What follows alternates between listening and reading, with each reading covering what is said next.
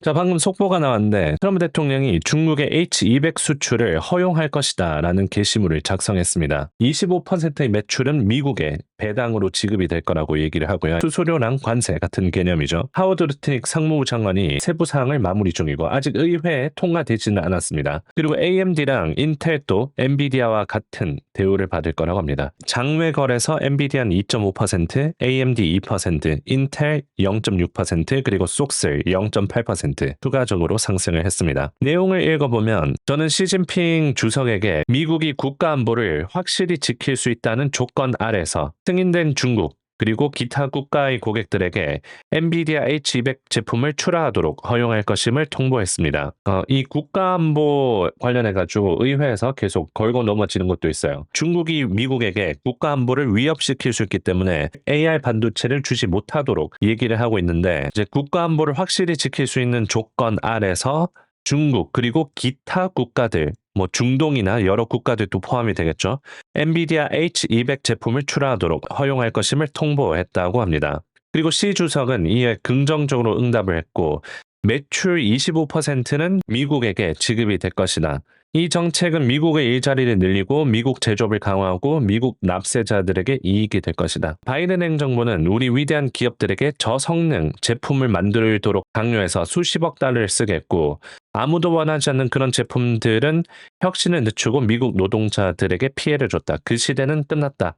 우리는 국가 안보를 지키고 미국 일자리를 만들고 AI 분야에서 미국의 우위를 지킬 것이다. 여기서 AI 분야에서 미국의 우위를 지킬 거라고 했는데 중요한 거는 앞으로 엔비디아뿐만은 아닐 거라는 겁니다. AI 분야, 모든 분야에서 트럼프 행정부가 미국의 우위를 지키기 위해서 투자를 계속 할 것임을 시사하기도 합니다. 엔비디아 미국 고객들은 이미 매우 진보된 블랙웰 칩을 사용해 나가고 있으며 곧 루벤도 뒤따를 것이다. 이 둘은 이번 하부에 포함이 되지 않는다. 블랙웰이랑 루벤 차이가 거의 10배 이상 차이 나기도 하고 블랙웰이랑 H200이랑 또 차이가 10배 정도 차이 나는데 루벤이랑 H200이랑 차이가 거의 100배 차이나 나죠. 이미 굉장히 진보된 반도체 AI 칩을 사용하고 있기 때문에 H200을 중국에 수출을 해도 크게 국가 안보에 영향이 미치지 않는다라는 그런 내용입니다. 그래서 블랙웰이랑 루벤은 이번 하부에 포함이 되지 않고 저희 행정부는 언제나 미국을 최우선에 둘 것이다 라고 합니다. 상무부는 현재 세부 사항을 마무리 중이고 동일한 접근 방식을 AMD, 인텔 그리고 다른 미국 기업들에게 적용이 될 것이다 라고 게시물을 작성했습니다. 그래서 오늘 시장 전체적으로 보면 반도체 쪽이 크게 상승했습니다. 나머지는 전체적으로 좀 부진했는데 이래도 여전히 S&P가 신고가 근처이기도 하고 나스닥이 여전히 상방 추세 지켜주고 있습니다. 8개월 동안 이어지고 있던 이 상방 추세 밖으로 떨어졌었죠. 4주 동안 AI 우려 때문에 떨어졌다가 다시 그대로 반등을 했습니다. 그래서 오늘 장에서 좀 출렁이긴 했는데 그래도 상방 추세를 딱 지켜주고 있는 모습을 보이고 있습니다. 중소기업들 IWM도 이제 신고가 근처를 유지하고 있고요. 이번 주 수요일에 FOMC에서 금리 인하가 있을 예정인데 그거에 대한 기대감으로 중소기업들이 반등을 크게 하기도 했습니다. 오늘 반도체 쪽에서 호재들이 여러 개 있었어요. 브로드컴이 오늘 특히 4% 가까이 오르기도 했었는데 마이크로소프트가 맞춤형 AI 칩을 설계 논의 중이다라고 더 인포메이션에서 보도하고 상승을 했습니다. 이것도 마찬가지로 더 인포메이션에 내놓은 소문이긴 한데 시장이 반응을 했어요. 거의 매주 나오고 있죠. 지난주는 아마존에서 자체 AI 칩을 만들고 있다는 얘기가 있었고 이번 주 시작하면서부터 마이크로소프트가 맞춤형 AI 칩 설계 논의 중이다라는 얘기가 있었습니다. 그리고 2주 정도 전에는 구글이 엔비디아를 어느 정도 대체할 수 있는 TPU를 만들었다라는 얘기가 나오고 엔비디아가 떨어지고 구글이 오르기도 했었죠. 그래서 반도체 장비 설비 회사들은 계속해서 탄력을 받고 있습니다. 계속 오르고 있고 속스도 거의 신고가 근처로 올라가고 있고요. 오늘 아침부터 케빈 하셋이 트럼프 대통령이 이번 주에 경제에 대한 메시지를 전할 것이다 라는 얘기를 했습니다. 이번 주에 제롬 파월 연준 의장이 나오는데 트럼프 대통령도 경제에 대해서 메시지를 전달할 것이다 라고 케빈 하셋이 미리 알려줬고요. 그리고 더 나아가서 트럼프 대통령이 엄청난 양의 긍정적인 경제 뉴스를 전달할 거다라고 얘기를 했습니다. 미리 알고 있었는 거죠. 특히 엔비디아 H200 칩을 중국에 판매할 수 있도록 하는 것에 관해서도 미리 알고 있었을 겁니다. 그래서 긍정적인 경제 뉴스, 엔비디아뿐만이 아니라 또 여러 개가 남아 있을 수 있어요. 아침장에 케빈 하셋이 저 얘기를 하고 또 트럼프 대통령도 AI 규제를 완화시키는 행정명령을 이번 주에 서명할 거다라는 게시물도 올렸습니다.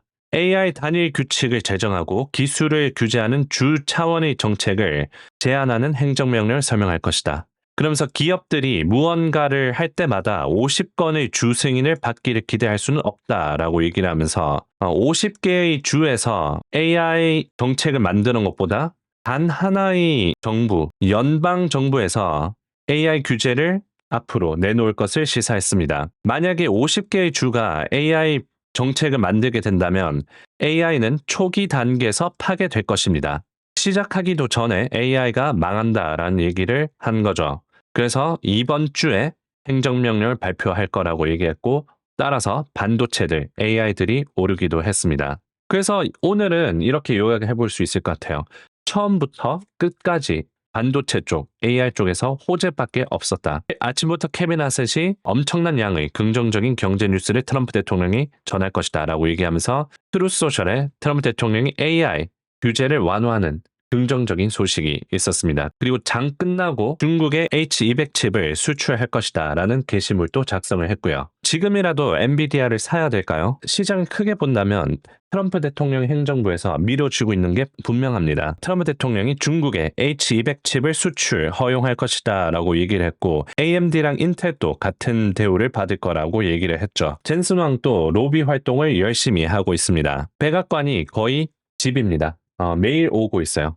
로비 활동을 하러. 엔비디아를 주봉으로 보면 이제 큰 이슈 4월 달에 전 세계가 경기 침체에 빠져든 그런 우려감이 있는 사건이 아니면 대체적으로 이평선 30에서 움직입니다. 2024년에 한 번 찍고 오르고 8월 달에 한 번 찍고 오르고 올해 10월 달 근처에서 여기 근처까지 왔다가 반등하고 그리고 이번에 딱 찍고 오르고 있습니다. 그래서 지금 들어가도 괜찮을 수 있어요.